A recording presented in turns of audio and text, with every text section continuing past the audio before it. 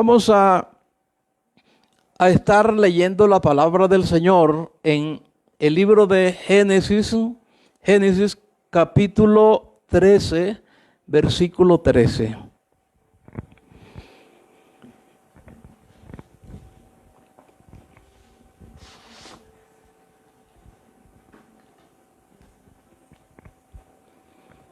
Génesis 13, 13.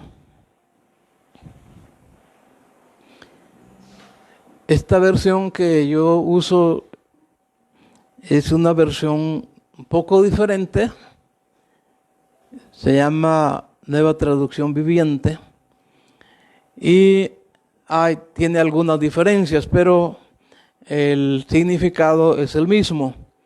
Génesis 13, 13, vamos a leerlo. Y dice así: pero los habitantes de esa región eran sumamente perversos y no dejaban de pecar contra el Señor. Lo vamos a repetir. Dice así: pero los habitantes de esa región eran sumamente perversos y no dejaban de pecar contra el Señor. Muy bien. Vamos a estar pensando en esta noche acerca de las consecuencias del pecado. Todos nosotros como seres humanos tenemos la bendición de algo que Dios quiso dejar en nuestras vidas. Y es algo que se llama libre albedrío. El libre albedrío consiste en la libertad que todos nosotros los seres humanos tenemos, ya sea para hacer lo bueno o para hacer lo malo. Dios no obliga a nadie. Cada persona hace lo que quiere. Y por eso vemos nosotros a un mundo donde las personas hacen desastres, hacen cosas vergonzosas, penosas, mas sin embargo las continúan haciendo porque Dios ha querido dejar esa libertad en la vida de cada uno, ya sea para hacer lo bueno o para hacer lo malo.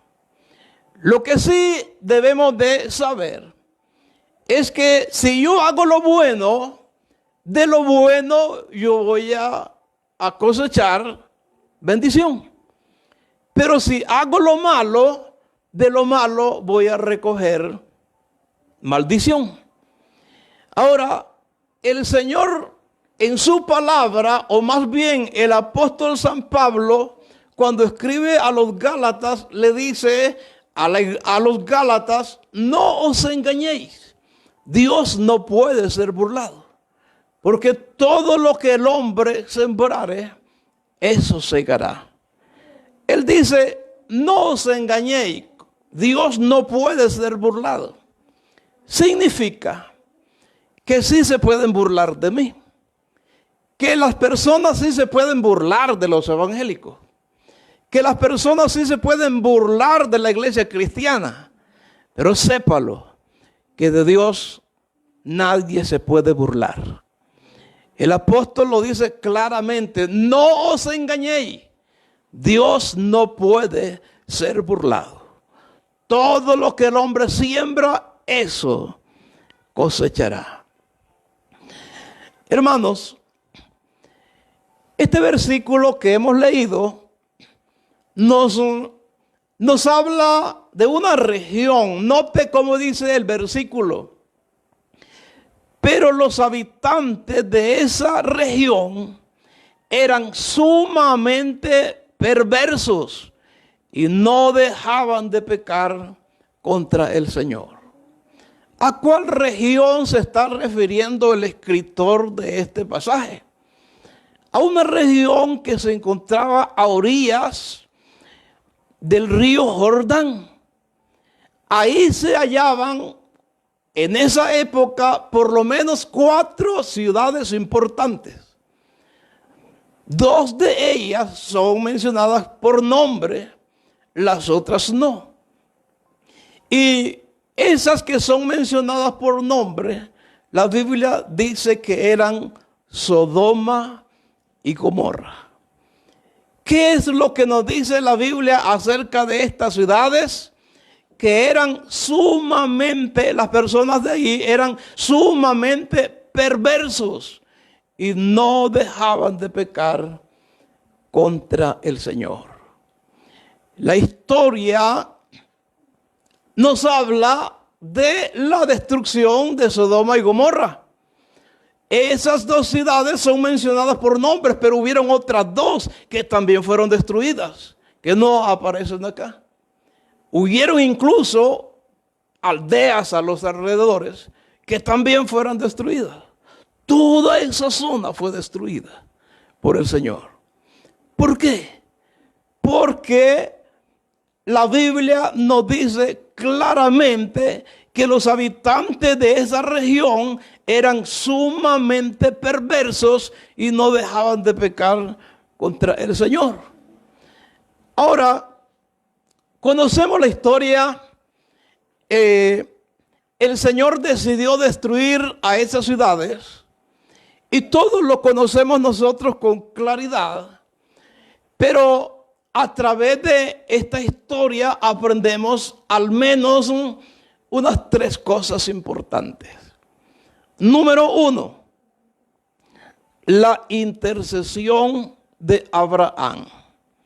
Dice la Escritura que la maldad era tanto en aquella región que el pecado llegó delante de los ojos de Dios.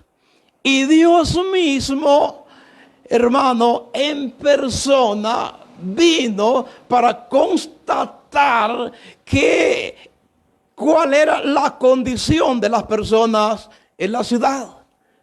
Fueron 3 ángeles, pero a uno de esos ángeles la Biblia le llama el Señor. ¿Por qué?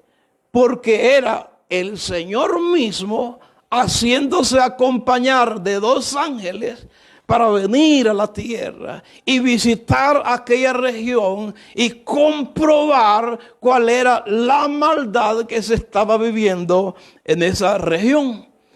Y dice la Escritura claramente que llegaron a la casa de Abraham primeramente. Abraham los ve venir de lejos y sale a su encuentro. Y los detiene en el camino debajo de un árbol y le dice: señores, quiero que antes de que ustedes continúen el camino, quiero que coman con nosotros. Y los detuvo ahí. Los ángeles dijeron: está bien, vamos a comer. Y luego Abraham va a la tienda que está ahí cerca, le dice a su esposa que prepare comida, va y trae un ternero recién nacido, un ternero muy tierno, lo trae. Le dice a su siervo: prepárelo, cocínelo, porque vamos a comer, hermano. Y luego de que han comido, nos dice la Biblia que se levantaron los 3 varones y Abraham con ellos y los encamina, como se hace muchas veces en las casas, que viene un visitante y uno va y lo encamina hasta la puerta. Y eso es lo que hace Abraham. Va con ellos caminando y mientras van ahí como diciendo para despedirse, entonces el Señor dice: ¿cómo yo voy a ocultar a Abraham lo que he decidido hacer? Y entonces le dice que él ha venido para destruir a Sodoma y Gomorra por causa del pecado. Los otros 2 ángeles se van y se queda el Señor, o se queda Abraham hablando con el Señor. Y el Señor le dice que ha decidido destruir a esas ciudades. Y entonces Abraham le dice: pero ¿cómo el Señor justo va a destruir a la ciudad juntamente, los impíos juntamente con los justos? Dice Abraham: tú no harías eso. Y entonces es ahí cuando Abraham comienza a interceder y le dice: Señor, si hubieran 50 justos en la ciudad, ¿destruiría la ciudad? Y el Señor dice: si hubieran 50, yo perdonaré a la ciudad, no los destruiré. Y le dice a Abraham: Señor, disculpe, ya que hemos empezado a hablar, si de esos 50 faltaran 5 y solo hubieran 45 justos, ¿destruiría usted la ciudad? Y dice el Señor: por amor a los 45, yo no destruiré a la ciudad. Y le dice: Señor, si fueran 40. Y el Señor le dice: por amor a los 40, perdonaría la ciudad. Y Abraham le dice: Señor, no se enoje, pero permítame continuar hablando. Si no fueran 40 y fueran solo 30, ¿perdonaría usted la ciudad? Y el Señor dice: por amor a los 30, yo perdonaría la ciudad. Y así se fue. Y le dice: y si fueran 20, el Señor dice: aún si fueran 20, los perdono. Señor, perdone, solo voy a hablar la última vez. Y si fueran 10, ¿perdonaría usted la ciudad? Y el Señor dice: por amor a 10 justos, yo perdonaré a la ciudad. Lo que vemos ahí entonces es a Abraham intercediendo por la ciudad. Mas sin embargo, nosotros sabemos, hermanos, a la luz de la palabra, que no habían 10 justos. Solo había una familia: Lot, sus 2 hijas y su esposa. Solo ellos eran los únicos justos que estaban en esa ciudad. Mas sin embargo, podemos ver acerca de la misericordia de Dios, como diciendo: si hubieran por lo menos 10, yo perdonaría a la ciudad. Entonces no podemos pensar: qué malo es Dios. ¿Cómo se le ocurre destruir con fuego a estas ciudades? ¿Cómo Dios se le ocurre terminar con todo? No, Dios, hermano, dio tanta oportunidad. Y Abraham intercediendo por la ciudad, nosotros podemos ver cómo Dios muestra su misericordia para las personas. Lo segundo que vemos es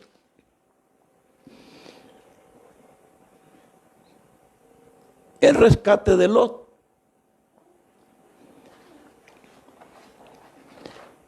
Los ángeles llegaron, ya Dios se había ido, se había despedido de Abraham, y solo quedaban 2 ángeles que fueron los que llegaron a Sodoma. Y cuando llegaron a Sodoma, Lot los ve. La Biblia dice que él vivía en la puerta, la pura puerta de la ciudad. Era un lugar de privilegio. No sé cuál era el papel de Lot en esa ciudad, pero él vivía ahí. Y él fue el primero en ver a los ángeles llegar. Y cuando los ve llegar, le dice: varones, vengan. Ya parece que estaba anocheciendo. Y dice: vengan y se quedan a dormir en mi casa. Los ángeles le dicen: no vamos a quedar en la plaza. Y al final de insistir, los convenció y los hizo entrar a la casa. Y después de un rato, que ya los ángeles habían entrado a la casa de Lot, la gente del pueblo, los hombres, se reunieron. Ellos habían visto que a la casa de Lot habían llegado 2 hombres. Y entonces se reunieron y vinieron. Y desde afuera empezaron a gritarle: Lot, saca a esos hombres que hemos visto entrar a tu casa. Sácalos, los queremos conocer. La palabra conocer en esta parte no es los queremos ver, sino la palabra conocer en esa parte es queremos tener relaciones con ellos. Por eso usted ve en esta versión, Nueva Traducción Viviente, aquí no dice los queremos conocer. Ellos le dijeron, Lot le dijeron: saca a esos hombres porque queremos tener relaciones sexuales con ellos. Y la otra versión dice: saca a esos hombres porque queremos abusar de ellos. Y eso es lo que podemos ver, hermanos, que cuál era la condición de la gente, de los hombres de Sodoma y Gomorra. Yo estaba estudiando eso Porque hay gente que se ha encargado en tratar de explicar cuál era el pecado de Sodoma y de Gomorra. Están tratando de explicar cuál era el verdadero pecado de la gente de Sodoma, por lo cual Dios les envió el juicio. Y estaba leyendo de algunos, entre comillas, cristianos, y dicen que el pecado de la gente de Sodoma y Gomorra era la falta de hospitalidad, que ese era el pecado grave de la gente de Sodoma y Gomorra. Pero ¿cómo nosotros nos damos cuenta cuál verdaderamente era el pecado de ellos? Nos podemos dar cuenta cuando interpretamos la palabra, queremos conocerlos. Cuando interpretamos la palabra, ¿qué era lo que ellos querían hacer? Porque Lot, dice la Biblia, que salió, abrió la puerta, salió y le dice, varones, le dice, no hagan eso con estos hombres que están en mi casa. Dice, no tienen que hacer eso. Aquí tengo 2 hijas que no han conocido varón. Se las voy a dar para que ustedes hagan lo que quieran. Y se las daba. ¿Y saben qué pasó? Ellos no la quisieron. Ellos no las quisieron. Ellos dijeron, no, nosotros queremos a esos que están ahí adentro. ¿Cómo se llama ese pecado? Se llama homosexualidad. Así se llama. Cuando el hombre pierde el interés por las mujeres y comienza a interesarse por otro hombre. Como cuando una mujer también pierde el interés por un hombre y se interesa por otra mujer. Ese es el pecado que nosotros sabemos que estaban cometiendo. Homosexualidad. Ese era el pecado por el cual Dios decidió destruir a Sodoma y a Gomorra. Ese era el pecado de ellos. Está claramente en la palabra del Señor. Y ellos insistieron. Y cuando ellos insistieron, entonces los ángeles abrieron la puerta, tomaron a Lot, no sé de dónde, pero lo hicieron entrar y le dijeron, entra. Y ellos se encargaron de traer ceguera a todos esos hombres que querían entrar por la fuerza. Y el ángel entonces le dice a la familia, le dice, si hay más parientes allá afuera, díganles que vengan porque hay que salir de esta ciudad. Le dice el ángel, hay que salir de inmediato porque si no va a ser que ustedes también sean alcanzados por el juicio de Dios. Dios, dicen los ángeles, ha decidido destruir a estas ciudades. Hermano, la maldad era tanto y Dios mismo había descendido para ver qué tan real era la maldad de la gente. Pero Dios decide entonces que no hay manera de poder seguir esperando. Y los ángeles están insistiendo que hay que salir. Y parece que Lot no quiere salir. Está ahí, no sé, pensando en qué. A tal grado que los ángeles tienen que tomarlos de la mano y sacarlos de ahí. Y les dice, corran y no paren ni vuelvan hacia atrás. No sea que también ustedes perezcan, hermano. Y ahí vemos nosotros entonces a el rescate de Lot. Los mismos ángeles se encargan de rescatar a Lot, de sacarlo de ahí. El tercer punto que encontramos en la palabra de Dios es el juicio. No solamente hay intercesión, no solamente hay rescate, sino que hay un juicio. Apenas ellos salen y están a salvo. Incluso Lot le suplica a los ángeles, le dice, permítame llegar más allá, permítame quedarme en tal lugar. Y era una bendición para esa aldea donde se iban a quedar, porque no iban a ser alcanzados en esa aldea por causa de Lot. Esa aldea fue perdonada porque todas las aldeas de los alrededores fueron consumidas.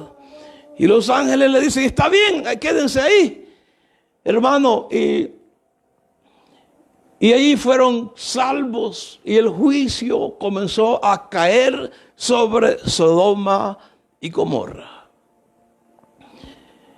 Recientemente se han hecho estudios. Un arqueólogo mexicano está haciendo un trabajo en esa zona a orillas del Jordán. Y se ha encontrado a una ciudad, después de excavar se han encontrado una ciudad aterrada bajo tierra. Pero no solo eso, sino que aparte de ello, se ha descubierto acerca de dónde más o menos estaba la ciudad de Sodoma y Gomorra. En nuestros días, según un mapa que tenemos ahí, se encuentra en este sector.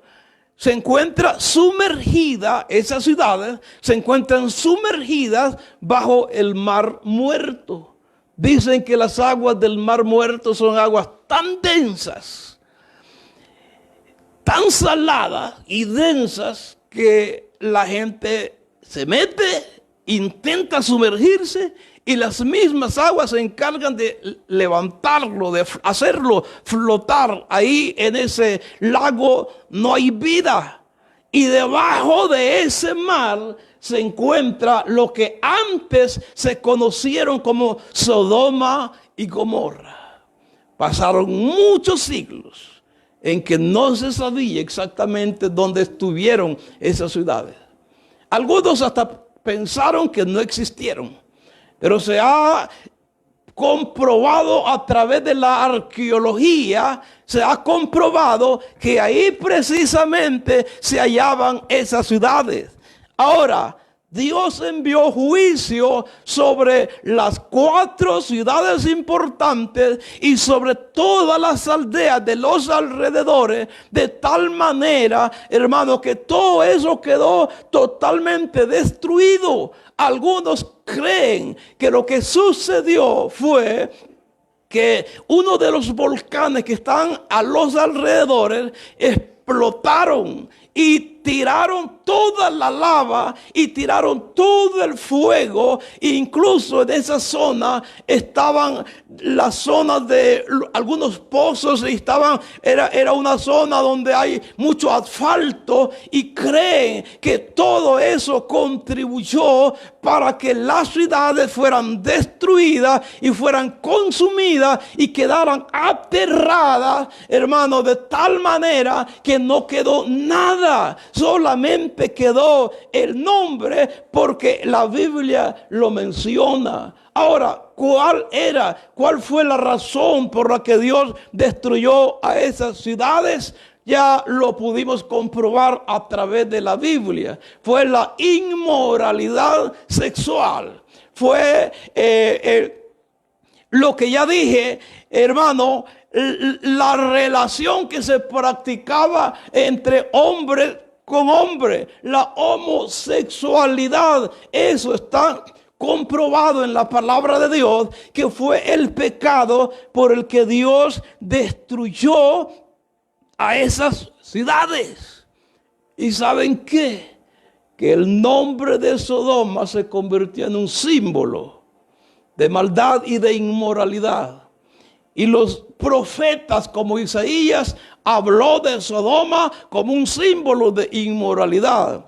El profeta Jeremías habló de Sodoma y de Gomorra como un símbolo de inmoralidad. Y el mismo profeta Ezequiel habló de Sodoma y de Gomorra como símbolo de inmoralidad. El mismo libro de Apocalipsis habla de Sodoma y Gomorra como símbolo de inmoralidad. Hermano, eso se tomó y apareció en la historia como símbolo, de tal manera que cuando ahora se habla de inmoralidad, se habla de sodomismo.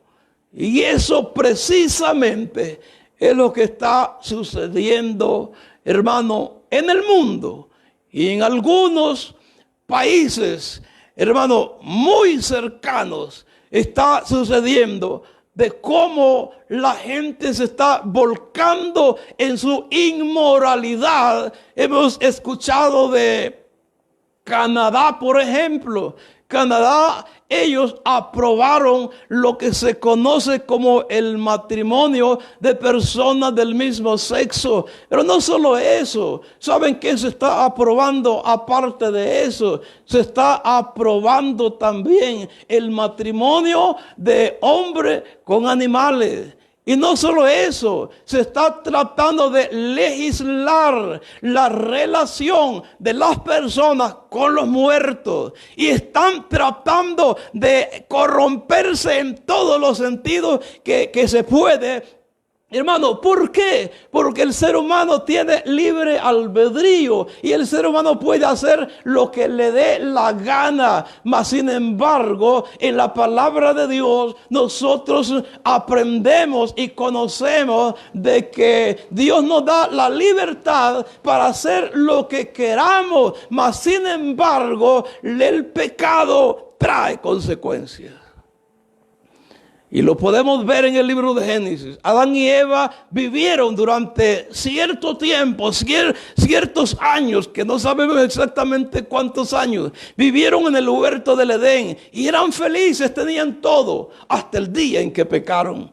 Y cuando pecaron, de inmediato el Señor vino y arregló cuentas con ellos. De inmediato los sacó del huerto del Edén. ¿Por qué? Porque el pecado trae consecuencias. Y fuera del huerto del Edén, ellos empezaron a sufrir las consecuencias. Lo mismo sucedió con los antediluvianos. Pecaron delante del Señor. Y por causa del pecado, Dios vino y lo destruyó. Hermano, en el Antiguo Testamento, la gente que pecaba era castigada inmediatamente. En el Nuevo Testamento, la gente peca y no es castigada. La gente hace lo malo y parece que no hace nada el Señor. Hermano, pero lo que sí sabemos es que no nos confiemos y nadie se debe de confiar. El pecado trae consecuencias. Y sí es cierto que Dios no viene y nos mata de una vez y nos castiga de una vez, pero sí es cierto que todo hombre y toda mujer un día tendrá que responder delante de Dios por todo lo que ha hecho. En nuestros días la gente se da el lujo de hacer cualquier cosa y hasta se ríen y celebran. Yo vi hace unos días cuando se aprobaba en cierto país el aborto para los niños. Y vi a unos hombres, a un hombre con los pies así abiertos y sacándose de aquí abajo un muñeco ensangrentado. Y él decía que lo que estaban haciendo era abortando a un niño. Y lo hacían a manera de burla. Y se reían porque ese día se había aprobado el aborto en ese país. Y estaban celebrando de esa manera. Y yo quiero decirles, mis hermanos, y los que escuchan en las casas, y ojalá algún amigo escuche también, que toda burla que el ser humano haga acá y todo pecado que cometa delante del Señor, no crea que se va a quedar sin tener que responder por ese pecado. Todo ser humano un día tiene que responder y cada persona un día tiene que recibir la paga de lo que ha hecho.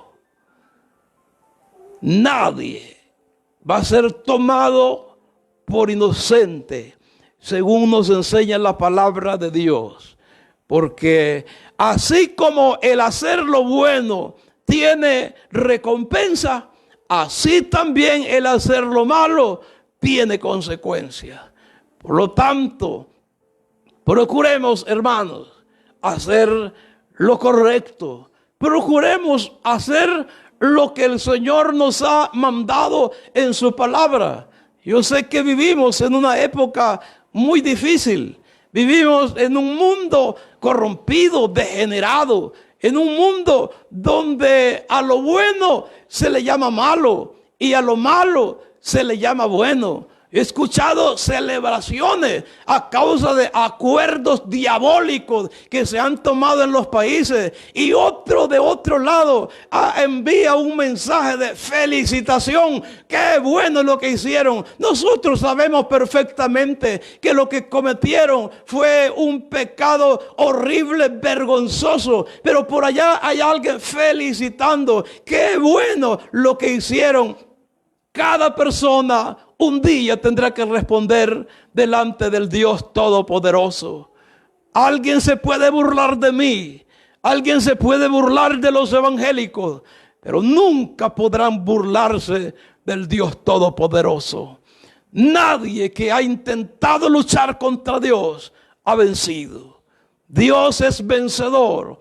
Él es el Rey de reyes y Señor de señores. Y Él tiene el poder en el cielo, en la tierra y debajo de la tierra. Y de mi Dios nadie se va a burlar. Nadie se va a burlar de Él.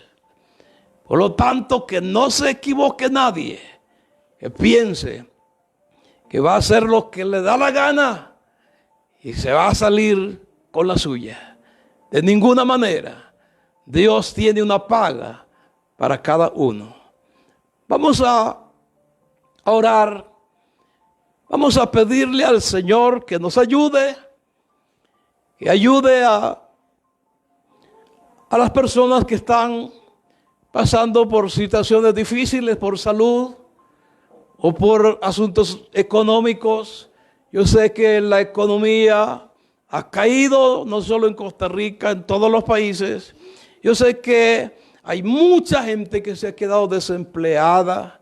Yo sé que hay muchas empresas que quebraron totalmente, hermano, y algunos están como tratando de sobrevivir. Pero vamos a pedir al Señor que nos ayude, que nos dé la fuerza, que nos dé de su bendición. Y a las personas enfermas en sus casas o en los hospitales, que el Señor pueda hacer un milagro en la vida de ellos. Si gustan ponerse de pie, oramos. Señor, te damos gracias en esta hora, Padre, por la oportunidad que tú nos das de poder meditar, de